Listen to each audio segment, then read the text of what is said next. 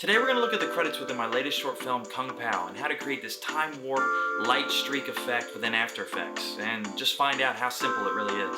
Also, if you're not subscribed, just if you could do that. All right, let's go.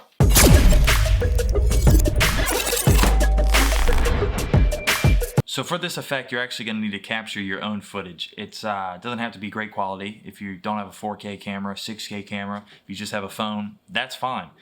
It'll do the job and still do it well. The footage that you want to capture, though, is Christmas lights. And so this is the footage that we got.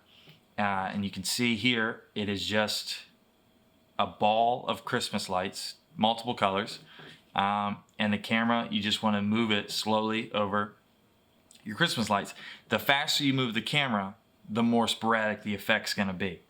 So there's our footage. That's it. We actually got a couple other shots of different Christmas lights of just solid colors, no multicolors like blues or just reds. Anyway, so we import the footage to After Effects, and we've named it here Colored Lights. So we're gonna make that a new composition, just dropping it into the new composition logo there. And so here's our shot. Real simple. We're going to right mouse click, Effect, Transition, CC Scale Wipe. All right, we're going to apply that effect to it. Okay. You could also search it to the right, but I like to find it myself because it makes me feel like I'm good for something, right? So you're going to want to put the stretch to all the way 100.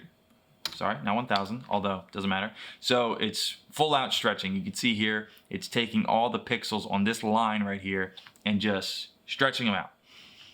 Take the direction, let's put it to 90. So now we're totally horizontal. And then the center where this line of pixel stretching is happening, we want to move to the very left, right off screen. If we go too far off, you'll see it's totally black because there's no more pixels for it to stretch.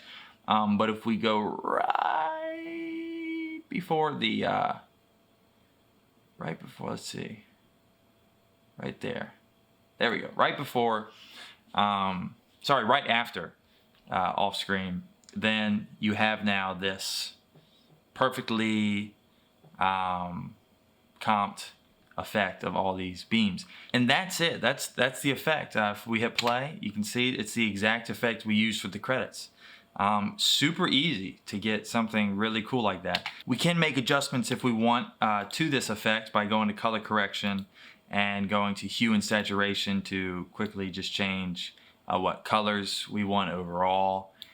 You can also, if I delete that, you can also go to effect, color correction, lumetri color, and then go to curves, and then right here we have hue versus hue. And let's just say this orange right here, or let's say this green. If you see this green right here, we don't want that green in our final effect. So what we can do is we can make a little dot right there, a little whatever it's called, anchor point, and then put 2 around the green and put 1 in the center of the green, and then just take the green and move it around. You can see here now it looks blue. So we can change what color we actually want of it. We can pull these anchor points out. And now you don't have that green anymore. So with that effect, you can really control the exact colors you want if you didn't buy the right Christmas lights from the get-go. Okay, so for the next part of the credits, we go to this different effect where it's like these sparkler colored light streaks just going crazy. If you hit play right here, you can see.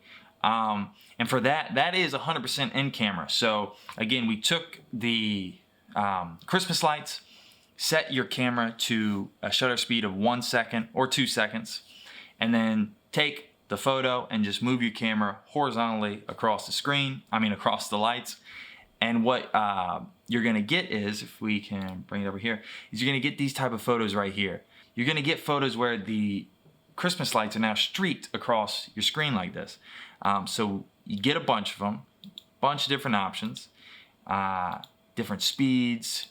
So once you have all those photos, you just want to go back into After Effects, File, Import, File, and then go to your photos, hold down Control, and select all the ones that you want. I want all these. I'm not going to pick this one. It's slightly off angle than the other ones. Probably wouldn't affect it much, but let's just be picky for the sake of it. Then select PNG sequence. That's going to make it all one sequence, all one layer. Import. And now we have this shot of just complete chaos. So what we're going to do is we're going to, first of all, extend our composition duration to have a little more space to work with. So we right mouse click. Let me do that again. I was talking. We right mouse click and then hit composition setting. Go to duration. You can see it's on as 8 frames. It's hardly anything. Let's make it 10:00. So that's 10 seconds. Hit OK. We zoom out here, a lot more space to work with.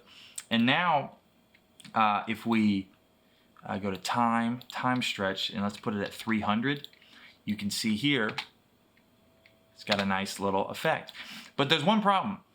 It's here and then gone, just like my relationships. So what do we do with that? So what we can do is go right here where we have, this is the PNG sequence that we've created when we imported. If we right mouse click, interpret footage, main, and go down here, other options, it says loop, 1 times. That's bad English, After Effects. So what we're gonna do is we're gonna just put it, let's go all the way, 100. Okay, all right? And now you can see here, and I keep pointing at the screen as if you're with me. Anyway, you can see here how our file now has extended very far, so we can stretch it out, because now that shot is just looping. And now we have enough time. We don't have to, add all these layers. But that's our shot. And it was kind of rendering out there. Boom.